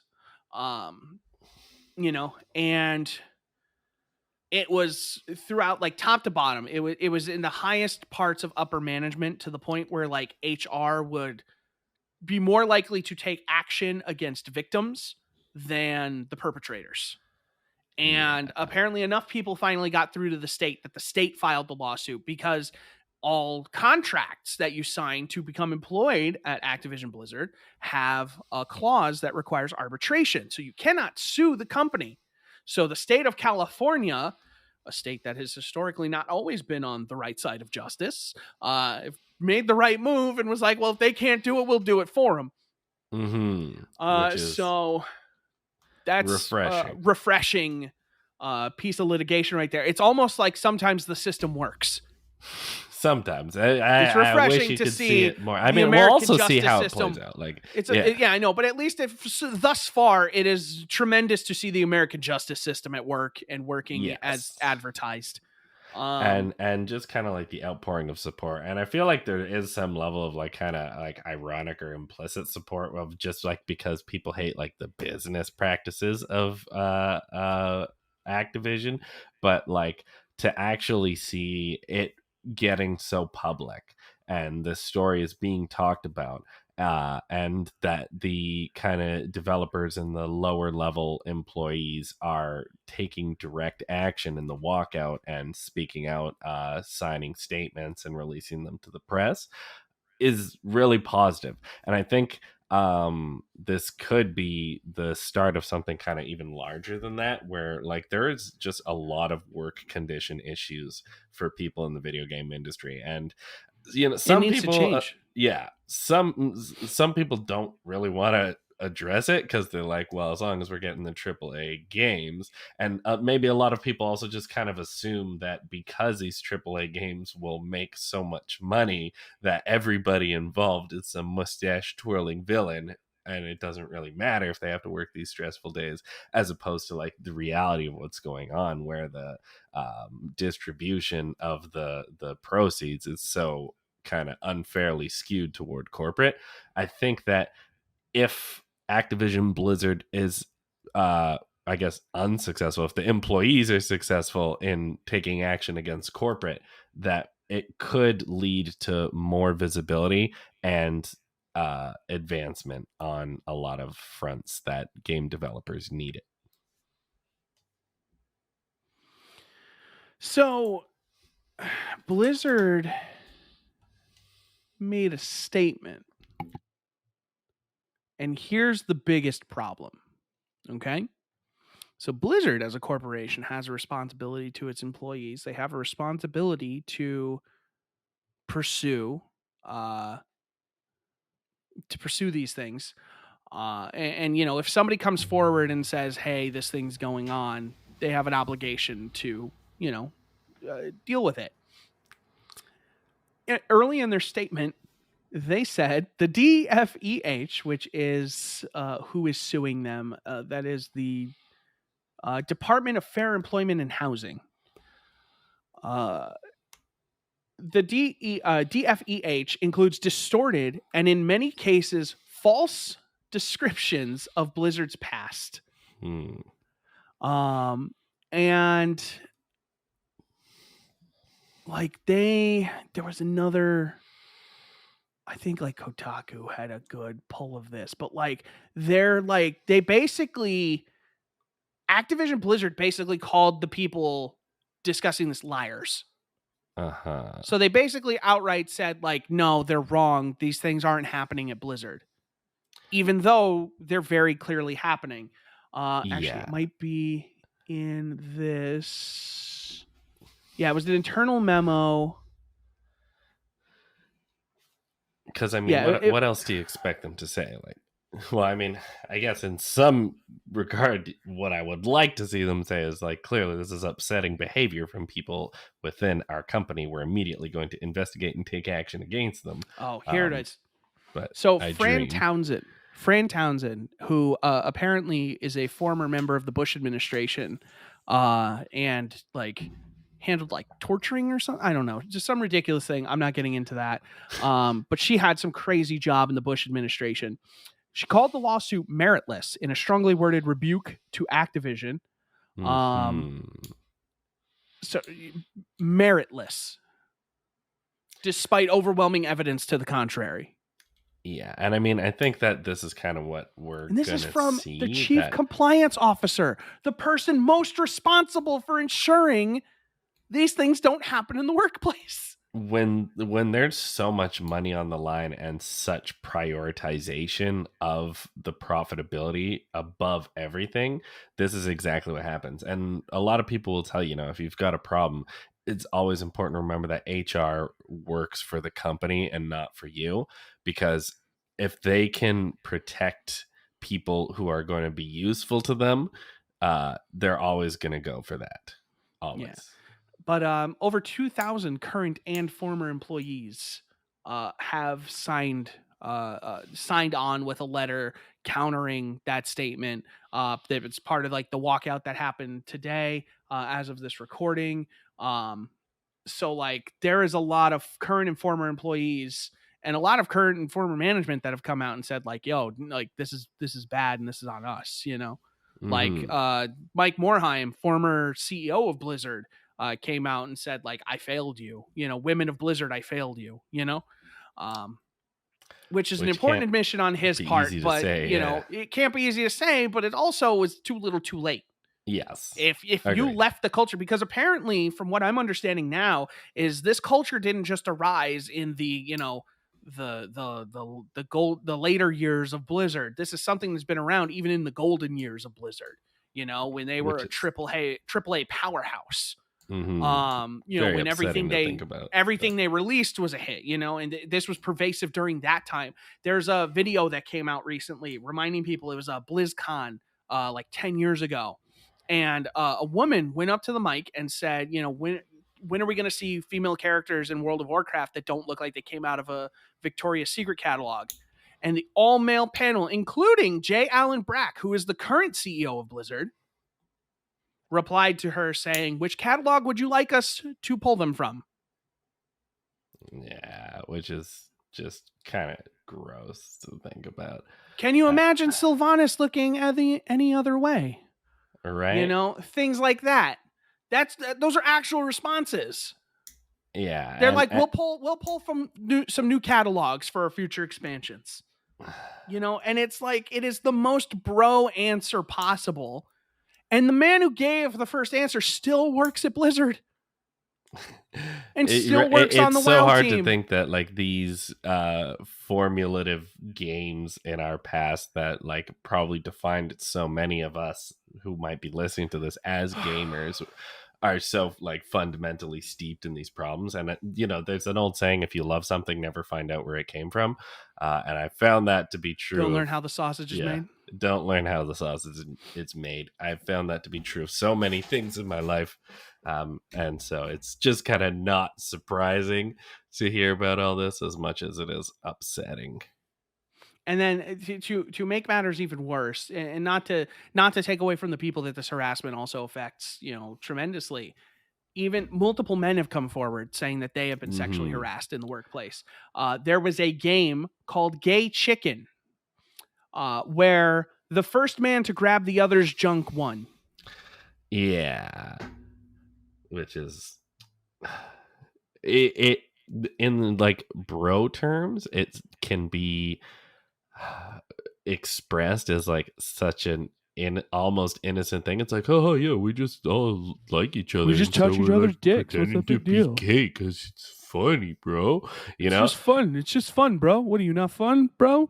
but like What are it you gonna just go kind to of HR, bro? speaks exactly. It speaks to this kind of fundamentally ill level that like they Kind of interact with gross. it. Yeah, You know, and like that's the shit. Like that's the things. Like people did that in high school, and like I yeah, never got involved. People exactly. did that in high school. They do the sack tap, you know, and it's just like, no, I don't do that shit. Don't do it to me. I'm not gonna do it to you. Like, stay the fuck away from me. Right. Don't touch my business. Has no place in the professional work environment. Like, it doesn't have a place in any environment. Just don't do Yeah. it. Don't be stupid. What kind of sick mind do you have where you're just like, you know what'd be really fun, Fabian? You know what'd be really fun? What if we just smacked each other's balls a little bit? Come on, man. You in? Yeah, no, I'm gonna sit this one out, I think. Bro. It's like, bro, you gonna go to HR, bro? Bro. All it's all Ross's fault, bro. Yeah. Fabian, I know you have to bounce. I want to talk just one more quick thing. Okay, and Tell we're going to me. be done. Okay? I'm listening. We talked about this before the show. EA Play Live. Yes, I That need was to a know. thing. I need to know Yes. more about this. So this is It was kind a of like their It's conference. basically like what they would do for like E3. Okay. They did it on the 22nd. Does everybody need one of these now? Wasn't E3 like the only one of these back at some Well, point? Like, everybody why does does this everybody need at their own E3. freaking conference now? Like, what is this? Because then they control the whole narrative. I know, They have but their it's own just thing. like I don't have time. Like, I'll watch a Nintendo Direct. Like, I don't know. Anyway, worth, sorry. I'm. For Yeah, what it's tell worth, me. Tell me. This one was fine. This one was fine. They revealed at the top of the show Grid Legends, which is the first Grid game being released under the EA Sports banner. Because EA now owns Codemasters. They showed the new season of Apex coming out. Emergence. Actually really cool looking game called Lost in Random, which is like an EA like original type thing. It's like an indie kind of game. Like they publish EA likes to publish like a lot of smaller games now. Because they realize like that their AAA games can't just carry it. Yeah, but it looks like really cool. Yeah, it's like this dice game, but like it's an action kind of platformer thing, and it looks like it's got a killer style, like a what's his name, Tim Burton. Oh yeah, like a Tim Burton kind of. Yeah, it's got that Tim Burton kind of vibe to it. EA's like surprise success story of the year, Knockout City, got a season 2 announcement with new cosmetics and stuff like that. Arguably the second biggest announcement of the whole show here. In some ways, maybe the biggest announcement. Battlefield 42 Portal. What if I told you could make a mode in Battlefield 2042 in which 4 future super soldiers, not super soldiers, but 4 fully decked out 2042 soldiers could take on an army of 32 World War II soldiers? That actually does sound pretty fun. What if I told you could have a game mode where 32 EOD bots try to destroy a tank? What if I told you could do knives versus defibrillators? Across classic maps from Battlefield 1942, Bad Company 2, and there was one other, I think, Battlefield 3. Yeah, so Portal basically lets you set your own rules for matches in Battlefield. So you can have you can have World War II soldiers, modern day soldiers, slightly, near future soldiers, all in the same match doing different things. You can make your own rule sets. You can make all these crazy things happen. You can basically make your wildest dreams come true in Battlefield. And that is going to be included at launch in 2042. And I think that's probably one of the coolest things any of these major AAA shooters have done in years. Yes, and I think kind of leaning into this fun, like I'm watching this trailer right now, I feel like leaning into this fun factor is so the right decision. Oh yeah. I think we just this is going to give the game longer legs. The wartime shooter has just become so omnipresent that it just doesn't move us anymore, and I think like this is what people want, and it's also why people loved Battlefield. People love, going up 90 degrees in an captures, airplane, jumping out, ejecting, firing a rocket at another airplane so that a piece of debris lands under you, and then you ride it like a surfboard and steal someone's tank. Like, it's Do you see they had that in the reveal trailer for 2042? yeah. The jumping out of the cockpit and shooting a plane with a rocket. They did that, and the guy who become did official that, canon now. the guy who did that in Battlefield watched the trailer and he lost his shit when he realized they did his scene in the trailer. He's like red, he's screaming, he's like, yeah, that's me. That's actually so fun. I liked it. You know what? When I saw that when I saw you link this, that this was just going to be, I expected kind of EA corporate nonsense. It was hosted by Xavier Woods. Yeah, WWE's own. The biggest reveal, though, is undoubtedly EA Motive's remake of Dead Space. It's finally official. It's finally happening. So this is a remake of the original original Dead Space. Oh, so they said they're going to be making some changes to the game. They're going to take elements. So they said there's no microtransactions. They got right out in front. They said we're not doing any of that. But they talked about the zero gravity segments in Dead Space 1, where you just kind of teleported point to point, like you just kind of jumped across a room. They said stuff like that. We improved on that in Dead Space 2 and 3. And they're like, it only makes sense to take those elements and bring them back. So they're going to improve elements that have been improved throughout the franchise. They're going to bring those back to the first game. They said that they're going to make some they're going to keep the same core story, but they might make some changes along the way. That's like, hey, this thing happened in a later game. Wouldn't it be cool if we could hint at that in this game? They also said they might include some previously cut content that was technologically not possible at the time. This is a fine line to walk when you're doing something like approaching Dead Space, which is kind of notable as it. I think Dead Space. It's so hard to create a good original property these days, and Dead Space really did it. They really captured its own kind of cosmic horror. Not that cosmic horror has never been done before, but Dead Space is its own thing. But in the online gaming age, from the 360 PS3 on, let's say, I think this is EA's most notable single player game. Yes, without question, Dead Space is their claim to fame. Yes, and universally loved, and for good reason. So well paced. Universally praised. It's oppressive. Its atmosphere is immaculate, and it's so well captured. Yeah. This trailer, the sounds, the vibe, just indicates to me that they get it. Yes, and that's what I was going to say. They apparently have some previous Visceral staff. There's a lot of people who are pointing out the very true fact that EA shut down Visceral. Probably long before this project became a reality. And I'm not trying to defend EA,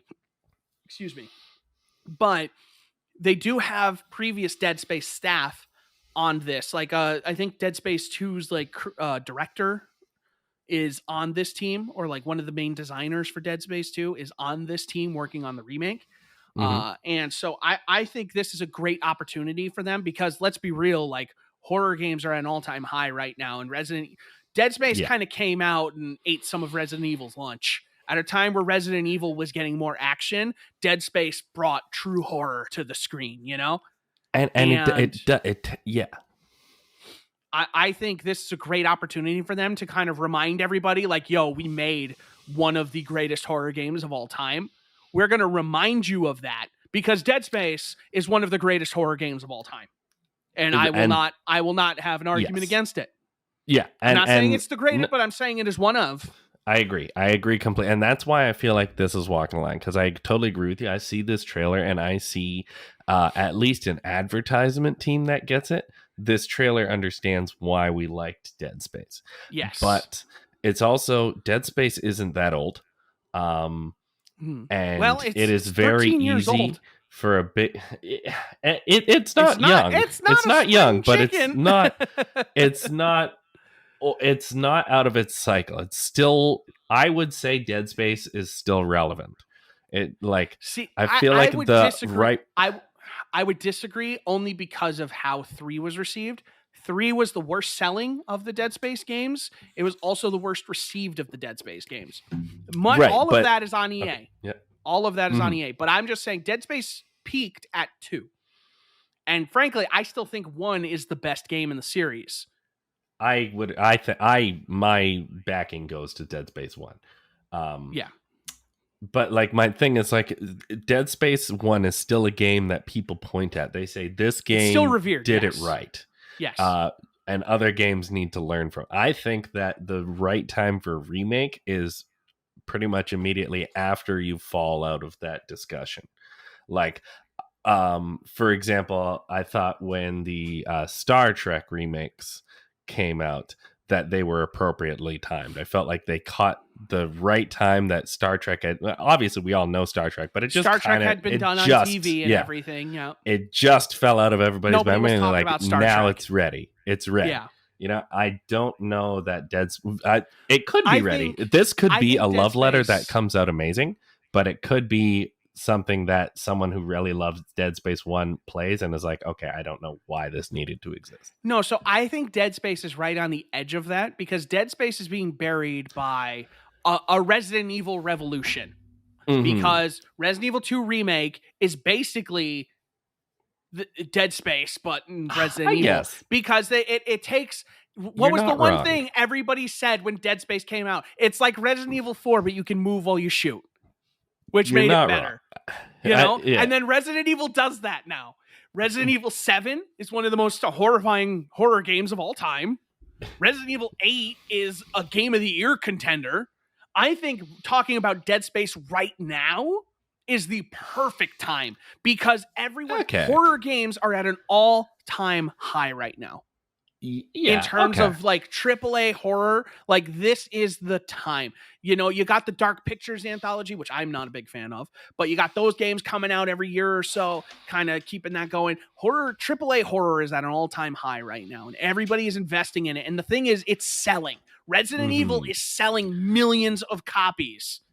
Because they figured out the formula. The fact that it's amazing helps. I still need to play it, but it's like it's still a thing of like it's a horror game, and horror games don't usually have that mass appeal. That was part of like with Dead Space 1. They made decisions in Dead Space 2 because people didn't finish Dead Space 1 because it was too scary.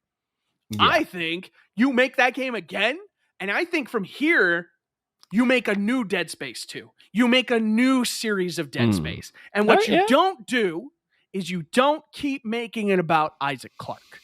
I think the problem they made, and Dead Space 2 is a great game. Yeah. Don't get me wrong, but it is not a scary game in the same way that Dead Space 1 was. Yes. I think what you do from here is you make Dead Space 1, you tell Isaac Clarke's story in a fantastic new way, and then you pivot.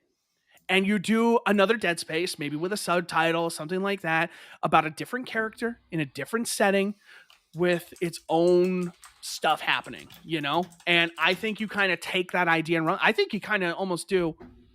Yeah, I think you almost do kind of like what Resident Evil's doing, and maybe you have two different things. It may be like, I think it'd be cool if they did like a co-op Dead Space game, not as part of a Dead Space, but like its own experience. Yes. And I'm not talking like Left 4 Dead Space, but like I'm saying something like you make a co-op game that is built around, hey, you know, we don't have to finish the story of Isaac Clarke and make a co-op game. Let's make a really cool co-op horror game. That can be this Dead Space game. And then also we're working on this other isolated horror Dead Space game. And then the EA gets kind of the best of both worlds. They get their game that they can kind of service if they want, but like you have to support it if you're going to do that. But you keep the mainline Dead Space experience, this single player, isolated, horrific experience. And then everybody's happy because I would play the shit. I loved Dead Space 3's co-op. I loved it. I played it multiple times. There was something about that game that they did a great job making Dead Space co-op. The problem was they lost too much of Dead Space already. Yeah. They kind of lost the dead. Yeah. At that point, it just kind of became a shooter. The beginning part of that game is really good. When you're on the ships, though, that's a decently fun one. That was spooky. That's the thing is Dead Space is at its best when you're in like an environment that you feel like a claustrophobic kind of desolate, isolated location. You felt powerless in Dead Space 1, and that's what Dead Space 2 lost a little bit. Being on that station, it felt too big, too open, too spacious. And it's hard to cook that up in a video game environment because, like, obviously, like, you don't want permadeath because, like, you know, people want to play your game. They don't want to die 5 minutes in and then not be able to play. But then because you can keep respawning, it's also so hard to keep this sense of, like, is it scary? Like, yeah, maybe the first couple times you die, it's spooky. But then you're like, oh, wait, this is just a regular game. I can just run through this, you know? Yeah. And Dead Space 1, like, really used those themes and motifs in a way that was new at its time, and I think maybe they can really create something beautiful here because of that. I would really like, you know, that game GTFO. You've probably heard of it. It's like it's kind of like a Left 4 Dead. It's like a scary thing's chasing you for several levels, and you're like just running away from it, right? No, that's Fear 3. Mm. That's a bad game. We don't talk about that. GTFO was a 4-player co-op game. It came out like in early access like 2 years ago. I played it. I didn't care for it.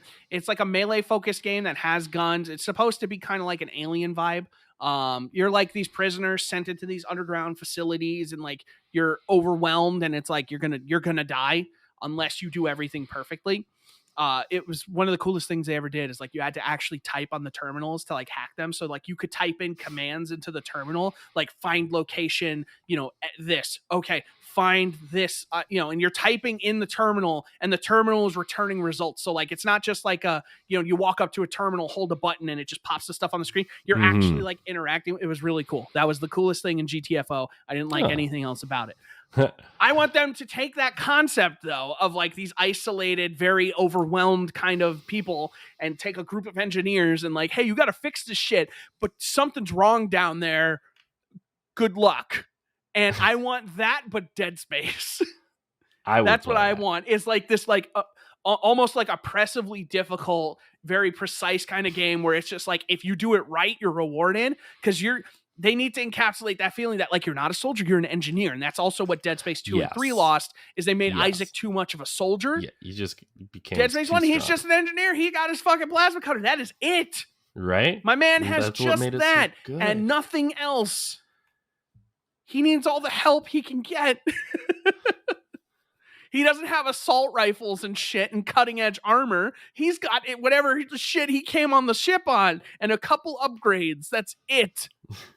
Exactly. My man needs help. Oh, poor Isaac. But yeah, there's so much they could do with Dead Space, and I just really want them to do it. And I hope it starts with this, and I don't want to give them like too many ideas of like, oh yeah, what do we do to go out there? You know, don't do it unless it feels right. Don't just start making Dead Space games for the sake of making Dead Space games. Only make a Dead Space game if it's worth it. Yes. And I'm hoping the fact that EA is making this, EA, you know, with the announcement of like Skate 4 and stuff like that, I think EA is finally realizing, okay, we've got to do some good by our existing fan base because all they have is the sports games right now. Yeah, and it does look like that. It looks like this is reasonable, that they're pulling out some good stops, and I'm eager to see what comes of these. When you first told me that you're going to discuss some EA announcements with me, I did not have that same confidence that I do now. Those sound like really cool things to look forward to. It sounds like EA might be trying to straighten some shit out. Let's hope EA, you know, also straightens some shit out behind the scenes so they're not the next Activision Blizzard. Let's hope EA takes a long look in the mirror and is like, you know what, let's tackle this stuff now before it becomes a lawsuit. Yeah. Arbitration clauses are bad, and they only protect companies. They don't protect people. Yes. I think that is the HalfGen podcast. Yeah, I think that's a great place to end it. 100% agree. Let that one sit on you. Fabian, thank you so much for being here as always, my friend. Yeah, thanks so much for having me. You'll have to have me back soon so I can unload some steaming pile of opinions about the Steam Deck, which we never got to. Hell yeah. No, we'll get to that though. Don't you worry. So be sure to have me back. It's always a joy. You are always welcome. You are always welcome. That's been a standing invitation for a long time. You are always welcome in the house of HalfGen. Thank you guys for listening. thank you guys for being here. Thank you. We will catch you on the next one. Have a good one. Bye-bye. We love you.